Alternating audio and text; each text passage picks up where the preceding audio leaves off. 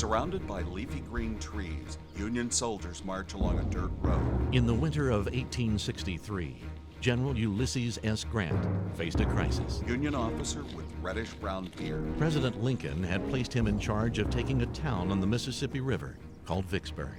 General Grant smoking a cigar. For months, Grant had repeatedly tried and failed. Vintage photo of Grant. Now, his military career was in jeopardy. So was the fate of the war, some believed. Grant and soldier with cigars and papers. Desperate, Grant would devise a strategy so daring, so original, that even his favorite general, William Tecumseh Sherman, doubted its success. Vintage photo, Union officer. Of ourselves, we cannot take Vicksburg. We may make a desperate attempt, but Vicksburg is as strong as Gibraltar. Through binoculars, a view of a field. I do believe the whole thing will fail. A faded red battle flag. White stars on top of a blue X-like cross stretching from corner to corner, stitched with the word Vicksburg. On top, a title in white letters. Here brothers fought, the Siege of Vicksburg. Now a large spreading tree, golden sunlight on a green hill. A river in the distance. Then we move rapidly over a wide, muddy river. The Mississippi had long been the lifeblood of the nation. Vintage drawing, boats on river, background, large buildings. A commercial highway transporting goods north and south. Drawing, at a dock, 3 large ships with tall smokestacks. Now, its dark, muddy waters were feeding the Confederate war effort. Sepia photo, train yard, 7 train cars. Carrying food, ammunition, and reinforcements. Southeastern U.S. map, Vicksburg just east of Mississippi River. From the war's onset, the North's strategy had been to seize control of the Mississippi,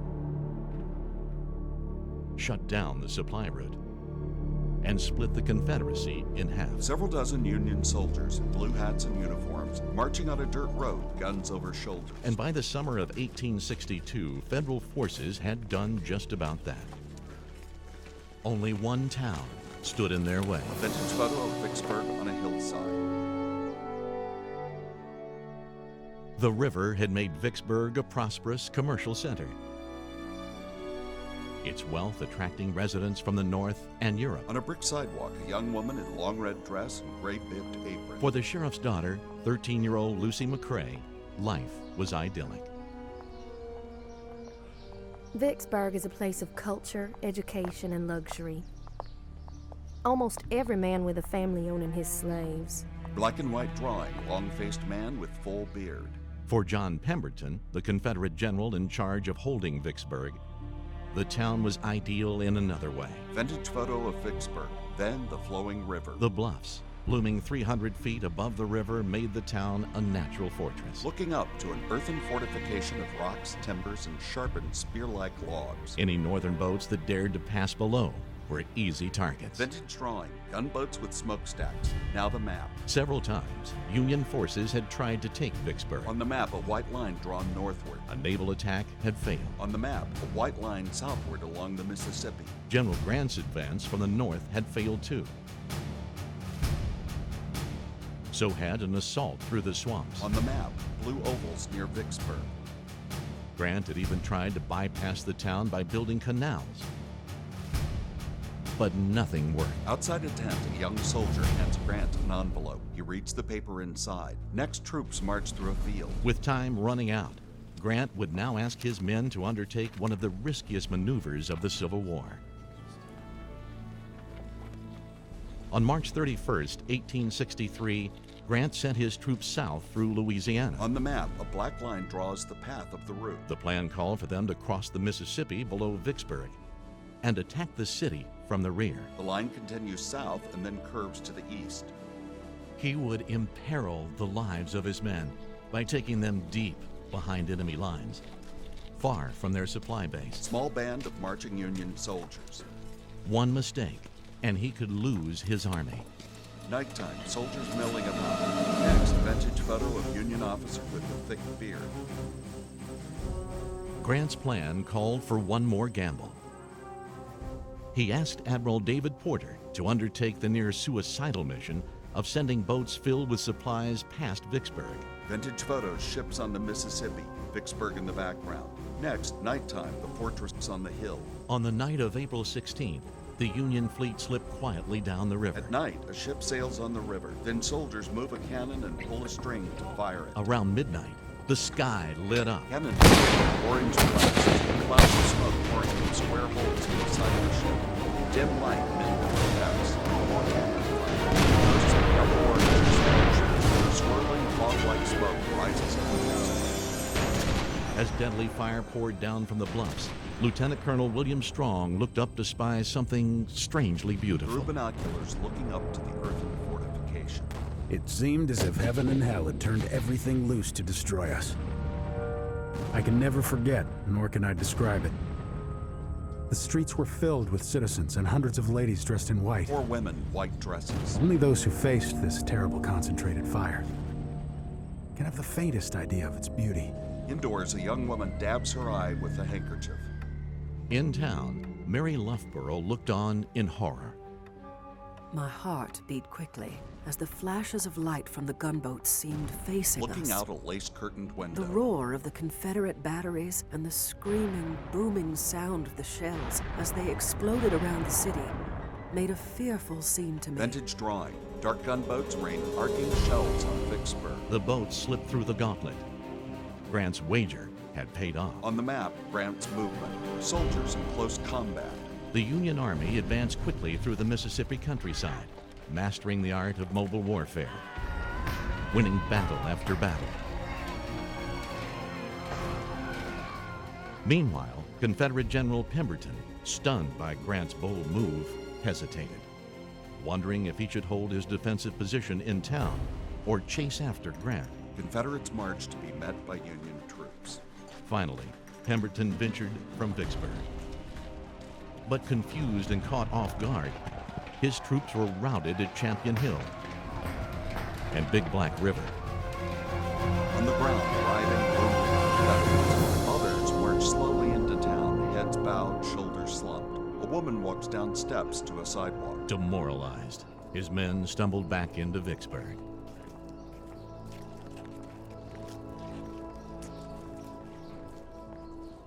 There seemed no life in the city. An anxious gloom seemed to hang over the faces of the men.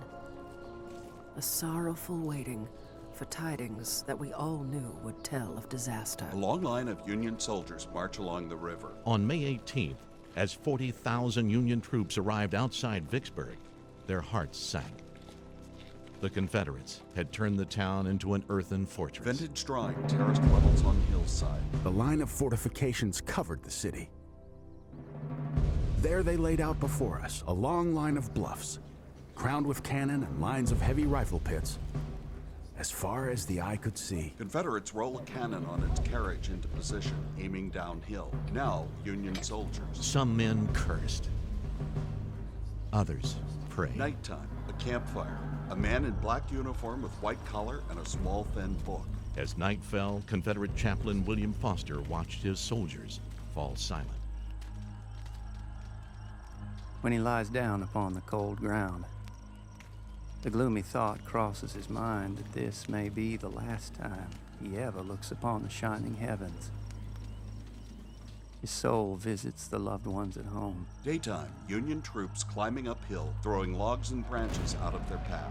On May 19th, Grant hastily attacked with a small force, but was easily stopped. Next, Union troops load and fire cannon. In Fortress, Confederates do the same. Firebursts land just outside the fortress. 3 days later, he prepared to hurl his entire army against the fortress. On both sides, soldiers load and fire cannon. Men duck for cover. Others run with rifles in the air. Huge blasts of cannon fire hit the ground, throwing dirt, rocks, and debris into the smoke-filled air. The earth shook as the artillery pounded the Confederates. More explosions. A Union soldier aims and fires his rifle. Confederates position and fire a cannon. Carrying American and regimental flags, Union troops stumble charging up the hill. At precisely 10 o'clock, the Union Army transformed, as one man observed, into a monster serpent, which began to writhe and twist. Amid gunfire, Union soldiers push up the hill, some falling wounded.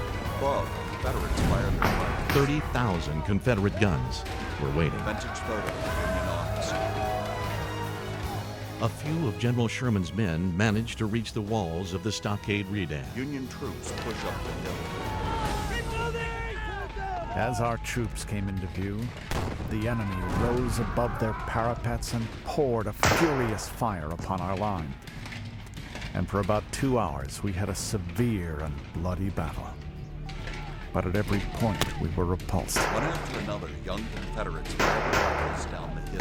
Vintage photo of a bearded Union officer. Some of General McPherson's men reached the Great Redoubt, carrying ladders, only to find them too short. Against a tall mound of dirt, Union soldiers laid short, rough ladders. They also fell back under a hot hail of lead. From the fortress, Confederates firing rifles. Major General McClernand's men succeeded in breaching the railroad redoubt. But after hours of hand-to-hand fighting, they too were forced to retreat. Soldiers fight, their rifles crossed in front of their chests, shoving each other. Other soldiers roll on the ground, their fists pounding. Now nighttime, a bright white moon. Grant's attack had utterly failed. The Confederates suffered only a few hundred casualties, while 3,200 Union men lay dead or wounded on the field that night. Sprawled over the ground, dead and injured Union soldiers in blue uniforms. Vicksburg was as impregnable as it looked. Vintage photo. Dozen men outside a tent. One pours whiskey, one smokes cigar. Grant had little choice but to outcamp his enemy. A group of ill soldiers. One, wrapped in a blanket, bends over, coughing. Another stares blankly. As spring turned to summer, the siege slowly strangled the life out of Vicksburg. Pemberton cut rations for his men, then cut them again. Dysentery and malaria spread through the ranks. On a street, Confederate soldiers pass a young woman. Young Lucy McCrae noticed that dogs and cats in town went missing. Our provisions were becoming scarce. The Louisiana soldiers were eating rats as a delicacy, while mules were occasionally being carved up to appease the appetite. His drooping head wrapped in a dirty bandage, a man drooled. Life became a matter of survival. Nighttime, cannon sparks of fire and clouds of gray smoke. Day and night, Union artillery shells rained down on the town. A low, dark space. Fearing for their lives, residents like Emma Balfour moved underground into makeshift caves. In darkness, a woman lights candles with a match. Nearly all the families in town spent the night in caves. In candlelight, stacked china, a man reading. When we went into our cave this evening and sat down, the earthy, suffocating feeling as of a living tomb was dreadful to me. Children sleeping. For a moment, my heart seemed to stand still. I fear I shall risk death outside rather than melt in that dark furnace. She hangs a candle lantern on a wooden beam. Now outdoors, nighttime, Confederates around a campfire. For 7 weeks, the troops clung to the hope that they would be rescued, but help never came. Daytime, in tall grass, Confederates march. Desperate to do something, the Confederacy planned an assault on a northern supply depot at Milliken's Bend, guarded by one of the Union's first regiments of black soldiers. Storming through a grassy field, Confederate soldiers with rifles and flags aloft. As the small brigade from Texas attacked, the black soldiers fell into fierce combat, impressing even the Confederate commander, Henry McCulloch, with their bravery. Our charge was resisted by the Negro portion of the enemy's force with considerable obstinacy, while the white Yankees ran as soon as the charge began. Vintage strong, black soldiers fighting with rifles and hand to hand. With the help of naval gunboats, the Union repelled the attack. The courage shown by the Negro regiments at Milliken's Bend would mark a turning point in the war, convincing the Union to enlist nearly 200,000 black soldiers in the fight against the South. Vintage photo. Scores of uniformed black soldiers stand at attention. Back in Vicksburg, Grant, determined to break the stalemate, ordered his men to dig trenches. Every one of us became an Army engineer. Soldiers got so they bored like gophers and beavers with a spade in one hand and a gun in the other. Soldiers dig in 3-foot-deep trenches of red dirt. As they dug, death hovered inches away as sharpshooters scoured the trenches for heads. Confederates take shots with rifles and handguns. A Union soldier crouches and runs through a trench. Union soldiers zigzagged their trenches just to avoid Southern marksmen. On the northern side, Lieutenant Henry Foster built a tower to pick off Confederates. From atop a wooden tower, a Union soldier fires on a Confederate. By June 25th, the Union soldiers had tunneled beneath the Fort Hill. They packed gunpowder and blew open a huge crater. Hundreds of troops rushed in. Fiery orange explosion. Soldiers fight hand-to-hand, face-to-face. For 26 hours, the men fought hand-to-hand. But this attack also failed. On the ground, a motionless Union soldier. Another slumped, hanging limply over a low wooden wall. 3 more prostrate, face down on the field. Next, a vintage photo of Grant. Frustrated, Grant prepared to roll the dice on one final massive assault. Union soldiers walk along a path. Now Confederates sit, stare, others on ground. But it wasn't to be. With his men exhausted and sick, General Pemberton had had enough. And on the 4th of July, he surrendered Vicksburg. Against an overcast sky, a white flag flutters in the breeze.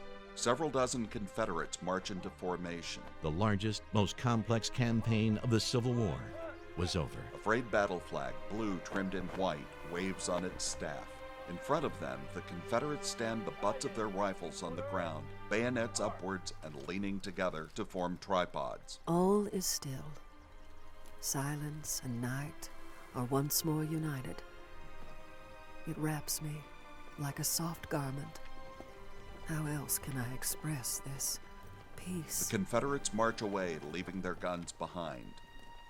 Grant's victory had left the countryside and economy in ruins. The crumbling wall of a 6-story building. But it had also liberated 30,000 enslaved men and women who poured into Vicksburg. Vintage drawing, then photo, black men, women, and children. All along the road were Negroes with their families, household goods, everything piled up in their immense cotton wagons. Going to freedom, they sang and danced. Black soldiers, some in uniform caps. The occupying Union Army built schools for the freedmen. It listed 5,000 U.S. colored troops to police the town and returned many back to work the plantations, this time for pay. Vintage photo, 7 black men, 4 children. Of the white community, the Army demanded loyalty oaths and curtailed civil liberties, sparking outrage and anger. Large pillared building, American flag, large crowd. But the occupation of Vicksburg was deemed so successful that the North would make it the model for Reconstruction after the war. Sepia-tone video, Union soldiers charge up. In the end, the campaign for Vicksburg would claim 20,000 casualties. American casualties.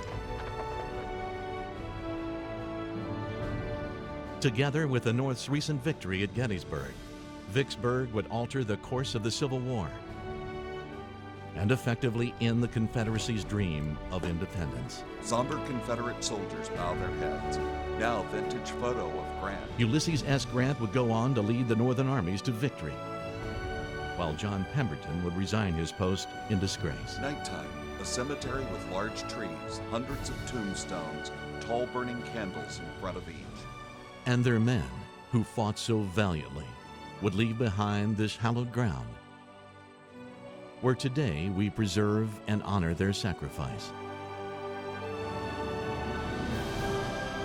At a place on the Mississippi called Vicksburg. Blue sky, green trees, green grass, large monuments of stone and bronze marked with names of states in the north and south.